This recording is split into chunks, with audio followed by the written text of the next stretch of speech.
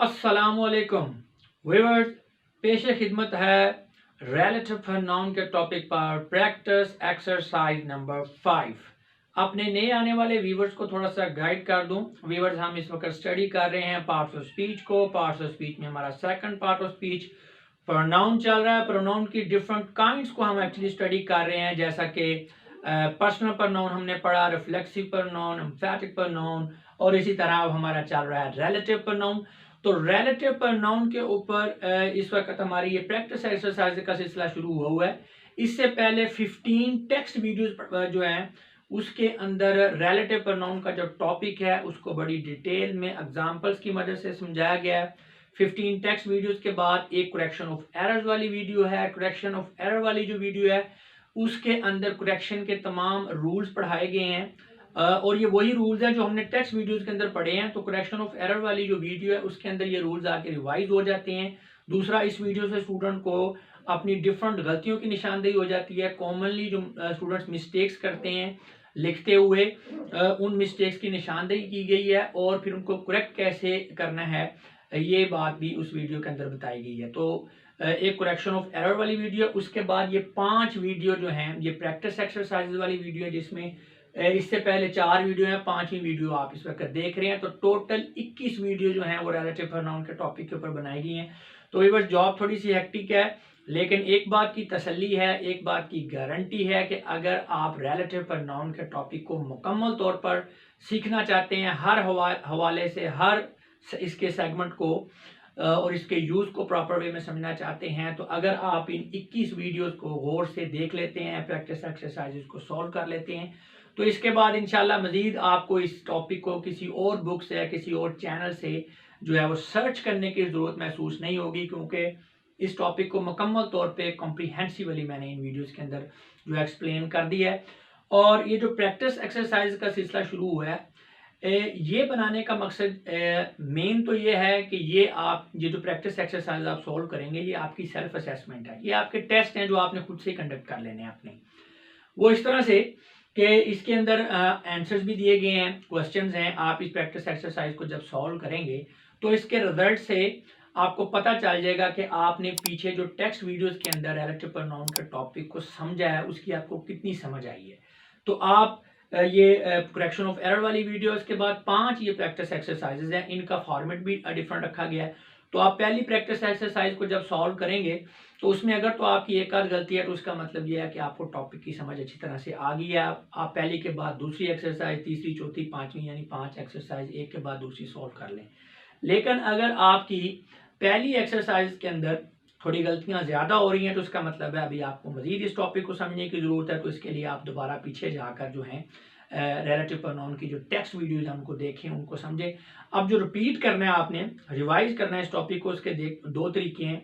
एक तो ये है कि आप उन वीडियोस को एज ए होल सारी वीडियोस को दोबारा देखें। दूसरा ये है कि आपने वीडियोस के दौरान जो बोर्ड के स्क्रीनशॉट्स ले रखे हैं जस्ट उनको देख लें। देखिए, मैंने पहले भी बताया कि जो बोर्ड है ये आपके नोट्स हैं, इनका स्क्रीनशॉट ले लिया करें, इनको सेव कर दिया करें। इससे आपकी टाइम सेविंग है। जब आपने पीछे किसी टॉपिक को देखना है तो आपने एक दफ़ा वीडियो को सुना हुआ तो दोबारा उसको बार बार आपको वीडियो को नहीं सुनना पड़ेगा। आप जस्ट उस स्लाइड को, वो जो आपने स्क्रीनशॉट ले रखा है बोर्ड का, जो आपके नोट्स हैं, उसको देखेंगे तो आपको वो आपका टॉपिक रिवाइज हो जाएगा। इसके अलावा अगर आप वीडियोस को भी दोबारा देखना चाहें, जिस चीज़ की आपको समझ नहीं आ रही बोर्ड से, तो आप वीडियो को चला के वहाँ से वीडियो को देख सकते हैं कि वहाँ पे मैंने उस चीज़ को किस तरह से एक्सप्लेन किया है। तो खैर, ये आपकी जो प्रैक्टिस एक्सरसाइजेज हैं ये आपकी सेल्फ असेसमेंट भी है, ये प्रैक्टिस का मटेरियल भी है। इससे आपको एक अच्छी खासी प्रैक्टिस का मवाद ये आपको अवेलेबल हो गया तो आप प्रैक्टिस कर पाएंगे। और दूसरी बात यह है कि अगर आपके सेटिस्फैक्ट्री मार्क्स नहीं आ रहे तो पीछे बार बार आप रिवाइज करेंगे तो बिलाखिर जब आप देखेंगे कि आपकी प्रैक्टिस एक्सरसाइज में तीसरी या चौथी या 5वीं प्रैक्टिस एक्सरसाइज के ऊपर आपके मार्क्स पूरे पूरे आ रहे हैं, आपकी गलतियां नहीं हो रही, तो उसका मतलब है आपको इस टॉपिक की समझ आ गई है। तो एक तो ये बात होगी। दूसरी बात व्यूअर्स ये है कि ना सिर्फ लैंग्वेज, कोई भी स्किल है तो प्रैक्टिस इज़ अ की टू सक्सेस। आपने कोई भी स्किल सीखनी है तो ऐसा नहीं है कि एक दफ़ा आपने जनाब उसको समझ लिया, देख लिया तो वो आपको आ गई। बार बार आपको उसकी रिहर्सल करनी पड़ेगी, बार बार उसको समझना पड़ेगा, बार बार उसकी प्रैक्टिस करनी पड़ेगी, तो तभी जाकर वो आपको स्किल आएगी। तो जो लैंग्वेज है और ख़ास तौर पे इंग्लिश लैंग्वेज जो है, और उसमें ख़ास करके राइटिंग का जो सेगमेंट है, अगर उसकी बात करें, आप अच्छा लिखना चाहते हैं तो फिर आपको ये बार बार इसकी प्रैक्टिस करनी पड़ेगी। बल्कि इंग्लिश लैंग्वेज को सीखने के लिए जितनी ज़्यादा प्रैक्टिस करेंगे उतना ही आपके लिए कम है। और जहाँ तक इस टॉपिक की अगर बात करें रिलेटिव प्रोनाउन, तो मैं इन टॉपिक के बारे में कहता हूँ कि स्टूडेंट्स को पर्सनल प्रोनाउन और रिलेटिव प्रोनाउन, ये प्रोनाउन की दो काइंड हैं। जब स्टूडेंट्स को इनकी समझ आ जाए, इसका यूज़ प्रॉपर जो है वो उनको करना आ जाए, तो समझ लें स्टूडेंट्स को जो है इंग्लिश की समझ आ गई है, इंग्लिश उनको आने लग गई है। तो इतने इंपॉर्टेंट टॉपिक हैं, इसीलिए इस टॉपिक को डिटेल में स्टेप बाय स्टेप आपको समझाने के लिए 21 वीडियोस जो हैं वो बनानी पड़ी हैं। लेकिन उसका फ़ायदा ये है कि ये स्टेप बाय स्टेप लर्निंग है, लेबोरियस नहीं होंगी चीज़ें, गैर महसूस तरीके से आप बड़ी आसानी से चीज़ें समझते चले जाएंगे। एक वीडियो में जो आप चीज़ समझेंगे वो नेक्स्ट वीडियो में आपके काम आएगी। तो उसके बाद प्रैक्टिस है, ये आपकी सेल्फ असेसमेंट भी है और प्रैक्टिस वैसे भी ज़रूरी है। देखें, प्रैक्टिस पे मैं इसलिए ज़्यादा फोकस देता हूँ क्योंकि प्रैक्टिस के बगैर आपकी प्रोफिशिएंसी नहीं डेवलप हो सकती इंग्लिश लैंग्वेज में। देखें, आपने किस लेवल का प्रोफिशिएंसी लेवल अचीव करना है, ठीक है, आपने कब तक प्रैक्टिस करनी है, किस हद तक प्रैक्टिस करनी है, उसका आपके पास एक ही बेंचमार्क है, एक ही क्राइटेरिया है, एक ही स्टैंडर्ड है, एक ही म्यार है। और वो ये है कि जब तक आपका इंग्लिश लिखते, बोलते या पढ़ते हुए रिस्पॉन्स ऑटोमेटिक नहीं हो जाता, तब तक आपने इसकी एक्सेसिव जो है वो प्रैक्टिस करनी है। अब रिस्पॉन्स ऑटोमेटिक क्या है? रिस्पॉन्स ऑटोमेटिक का मतलब ये है कि जब आप किसी चीज़ को लिख रहे हैं, पढ़ रहे हैं, बोल रहे हैं, तो लैंग्वेज पे आपको गौर ना करना पड़े, लैंग्वेज पे आपकी एनर्जी वेस्ट ना हो, जस्ट आप टॉपिक पे या मुद्दे के ऊपर गौर कर रहे हो। उसकी मिसाल ऐसे मैं आपको दूंगा कि जैसे नेटिव लैंग्वेज है हमारी, जैसे उर्दू है, पंजाबी है, सिंधी है, बलोची है, कोई भी हमारी जो नेटिव लैंग्वेज है, आज तक हमने उसके रूल्स को नहीं पढ़ा, हमने नहीं स्टडी किया उसको कि उसके रूल्स क्या हैं, हमें पता भी नहीं है कि सेंटेंस स्ट्रक्चर क्या होती है, क्या उसकी जनाब वोकैबुलरी क्या है, नथिंग। लेकिन इसके बावजूद हम उसको ठीक समझते हैं, ठीक बोलते हैं, ठीक लिखते हैं, ग्रामर वाइज भी हमारी ठीक होती है राइटिंग, ठीक है। उस हमें रूल का नहीं पता होता, अगर गलत लिखा हो हमें पता चल जाता है कि ये गलत है और हम उसे ठीक भी कर लेते हैं। अच्छा जी, उसकी वजह क्या है? उसकी वजह यह है कि हमने उस लैंग्वेज को यूज़ बहुत किया हुआ है, जब से पैदा हुए हम उसको यूज़ करते आ रहे हैं, उसकी प्रैक्टिस इतनी हो गई है कि हमें उसके रूल्स में जाने की ज़रूरत ही नहीं पेश आती, हमें वो आती है।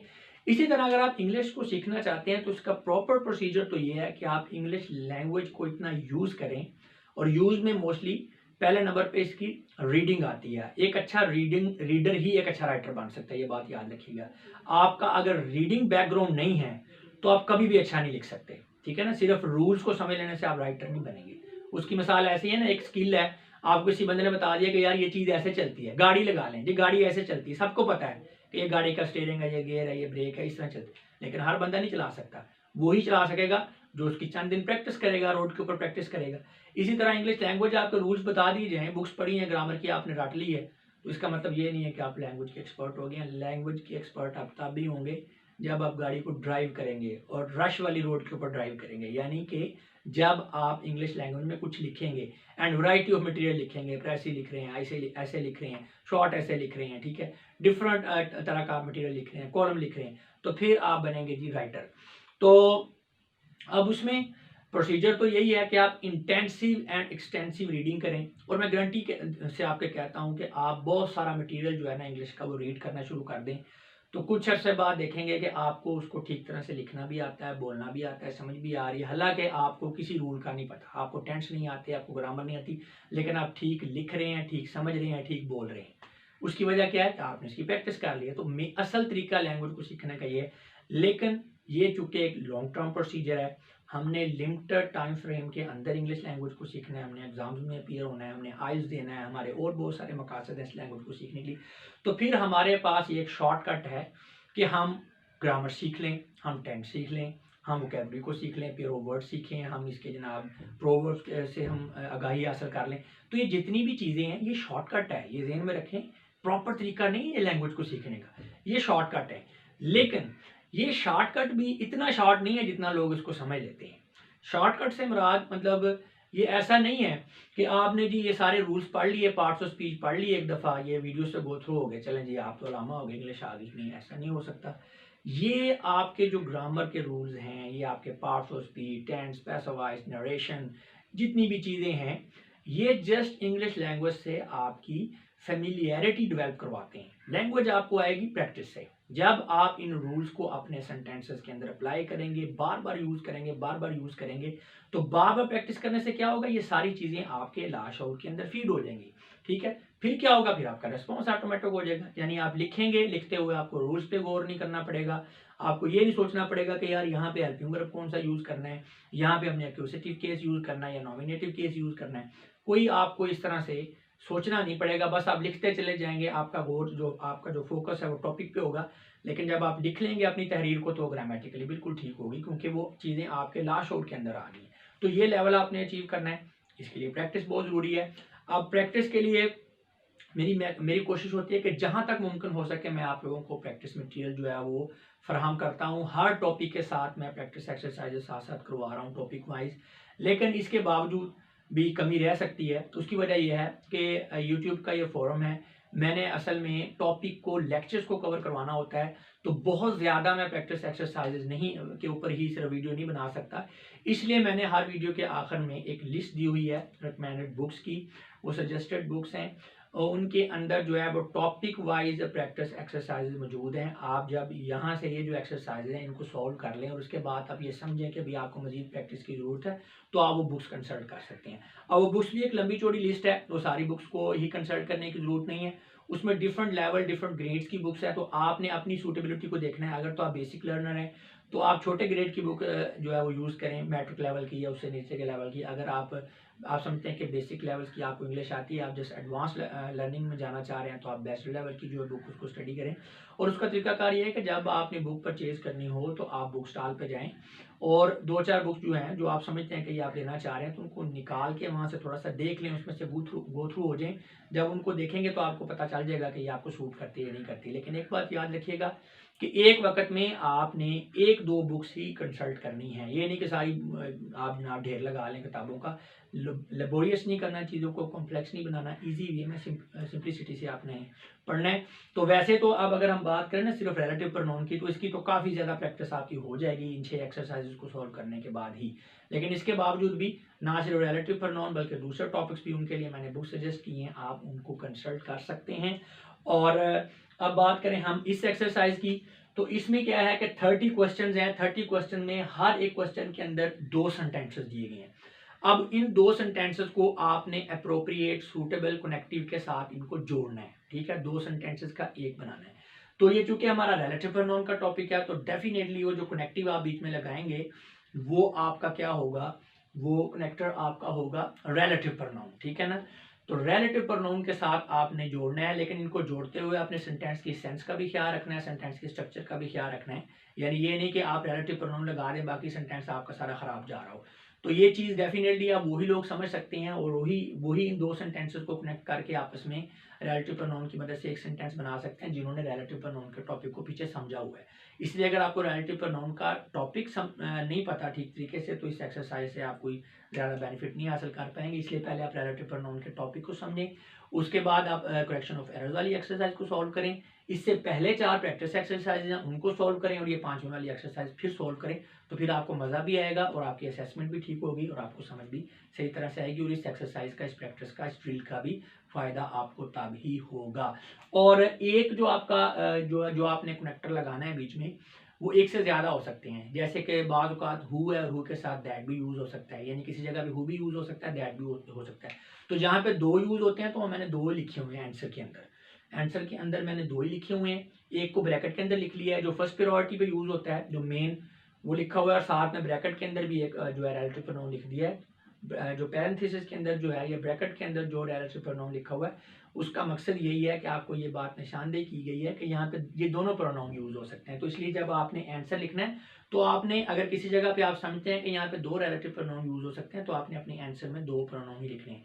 वीडियो को पॉज करके आपने स्क्रीनशॉट ले लेना है। ये आपके ग्रीन इंक के अंदर आंसर लिखे हुए हैं, ये आपके क्वेश्चन हैं। आपने आंसर्स को छुपा लेना है, आंसर्स को आपने पहले बिल्कुल नहीं देखना, आपने खुद से जो है इन जो सेंटेंसेस को जोड़कर यानी इनके आंसर्स को अपनी नोटबुक पे नोट कर लेना है। उसके बाद आपने अपने आंसर्स को यहाँ पे दिए हुए आंसर्स के साथ टैली कर लेना है और एक जो आंसर करेक्ट आंसर है उसको 1 नंबर दिया गया है। तो आप समझ लें कि ये आपका 30 मार्क्स का आपका एग्जाम है, पेपर है, तो उसमें आप खुद ही उसकी मार्किंग कर लेंगे, जितने गलत होंगे वो आप इसमें से माइनस कर लेंगे। तो ये आपकी असेसमेंट है। अगर तो आपकी एक आध गलती हो रही है तो इसको सॉल्व कर लिया है तो इट्स एनफ, इसका मतलब है आपको इस टॉपिक की समझ आ गई। अगर आपकी गलतियाँ ज़्यादा हो रही हैं, इसका मतलब है इस टॉपिक को मज़ीद आपको समझने की ज़रूरत है, तो आप पीछे जाएँ, उस टॉपिक को फिर देखें, फिर समझें बार-बार चीज़ें, फिर इन प्रैक्टिस एक्सरसाइज़ को सॉल्व करें। बुक से आप मज़ीद प्रैक्टिस एक्सरसाइज़ को देख सकते हैं। इसके अलावा गूगल के ऊपर जाके आप इस टॉपिक से रेलेवेंट जो है मज़ीद से मज़ीद जो है प्रैक्टिस एक्सरसाइज़ को सॉल्व कर सकते हैं। तो किस्सा मुख्तसर ये है, इन शॉर्ट ये है कि बस एक ही बात मैं आपको सजेस्ट करूँगा कि अगर आप लैंग्वेज को सीखना चाहते हैं तो उसके लिए बस practice, practice, practice and more practice. जी, तो अब इस बोर्ड का स्क्रीनशॉट लेने के लिए मैं थोड़ी देर के लिए इस बोर्ड के सामने से हट रहा हूँ।